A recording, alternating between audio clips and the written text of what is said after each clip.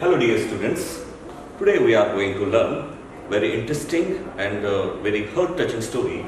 The name of the story is Mrs. Addis. Mrs. Addis is a kind-hearted lady.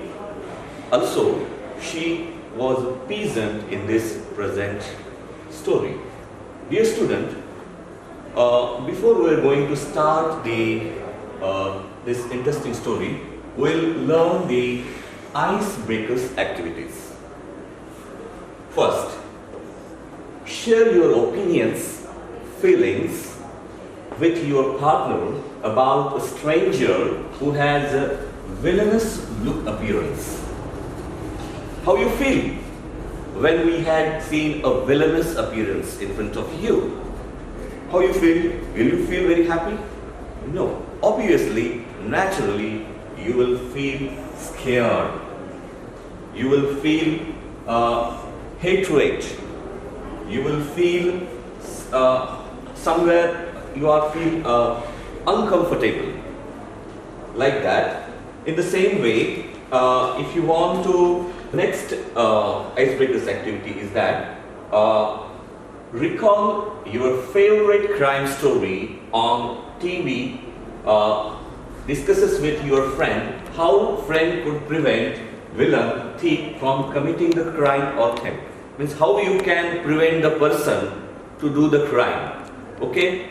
According to me, we can make the counseling. For example, in the if he or she does a crime, with the help of counseling, with the help of proper punishment, we can stop the crime. Next thing that the feeling of a person when he commits a mistake okay, how's the feeling of that person when someone makes the mistake? First, that he will try to justify himself or herself. Next, he will try to pretend that he had not done that activity. Also, same way, he will try to neglect these things. So in this way, he will try to do this. The third activity is that the person who makes a mistake or commits a crime should be punished because next person should not do same thing again. If we are not going to punish him or her, the such type of mistake, such type of crime will be you will found again and again. Then second thing that they will learn the important lesson that we should not do such type of crime, and giving punishment is one of the important aspects. In the same way, we will see the literary background of the author, that Sheila K. Smith. She was an English novelist and poet. Many of her novels were set in the borderlands of Sussex and Kent. In English, regional and tradition, her books, The End of the House and Allard, become a bestseller. Next, the story about, what about this story? The story is about a peasant who finds desperate young man at her doorstep, pleading of her to give him a protection from the people. Okay, the sympathetic lady named Addis, she was giving protection to that boy. Okay, he had been poaching on the nearby estate and panicked and had killed one of the gamekeepers. Gamekeepers means like a security guard. Okay, the person who had standing in front of her, he is like her son. So in this present lesson, we will found sympathetic nature and kind-hearted lady. Okay, so we'll start the lesson. Mrs. Addis. Mrs. Addis here is an old lady. She is playing a role as a mother in this lesson. In advance, I am telling.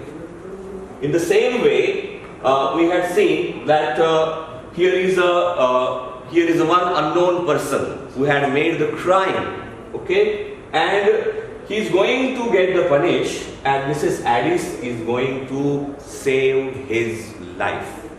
Now, dear students, we'll start the lesson. In a north-east Sussex, great tongue of land runs into Kent.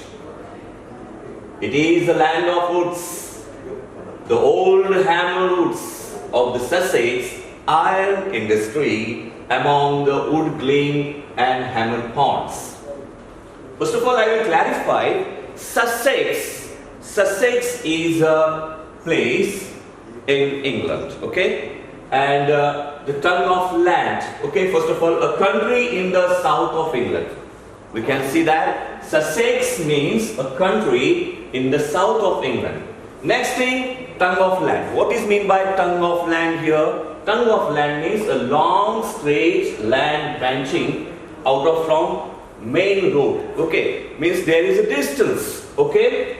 In the same way, we had seen that the meaning of these two hard words, owing to the Sussex thickness of the wood, the road that passes Mrs. Addis' cottage. Dear students, cottage means small hut. It is like a small house, okay. Is a dark long before the fields beyond. That night there was no twilight and no moon, only few prickles of fire. Prickles of fire means we can say that stars. Prickles of fire means stars. Prickles of fire means stars. Means this is the night time. Completely darkness was there, and in the black sky above the trees. Means all the areas had been survived by the wood, okay, forest. In the absolute stillness of the night, wilderness and clear, every sound was distinct, intensified. The distinct bark of dog at Delmonton sounded close at the hand, and the man who walked on the road could hear the echo of his own footsteps following him like a snail. Means such type of stillness, means such type of calmness you will found in that area. And in that situation, the criminal, we consider, who had make a mistake, he was standing in front of cottage of Mrs. Addis. Dear student, actually in advance I am telling that the person who had been made a crime, he is the friend of Mrs. Addis' son. Okay, and next, every now and then he made an effort to go more quietly. He means that a known stranger. But the roadside was mass of thorns, and their crackling and rustling were nearly as loud as the thud of his feet on the road. Besides, they made him go slowly, and he had no time for that. Actually, he had made a crime, and he was eloping from the police. He was eloping from the police, and he was trying to elope from all the situation, and he was trying to protecting himself. Okay, when he came to Mrs. Addis' cottage, as I know that cottage means a small hut. Cottage is not like a big bungalow. Okay, cottage is in the forest. The cottage is already in the forest, and the situation was very cool and calm, but only a small patch of grass lay between it and road, and he looked in the lighted, uncurtained window. The stranger, dear student, was standing in front of the house, and he had some willingness to enter in the house. Next, he could see Mrs. Addis stooping over. Stooping over means bending over, like that. Means Mrs. Addis was doing his chores, means he was doing her household work, and this person was standing in front of her house. Mrs. Addis stooping over the fire, taking some pot or kettle of it. He hesitated and seemed to wonder. He was a big, heavy working man, not successful, judging by the poverty of his appearance. Means, by the appearance we can understand, my dear students, that he is hard working man. Okay? So, he was a big, heavy working man, means he is not successful. He is also the friend of Mrs. Addis' son. By the poverty, his appearance, for a moment he made as if would open the window, then he changed his mind. He would open a window, then he changed his mind and went to the door instead.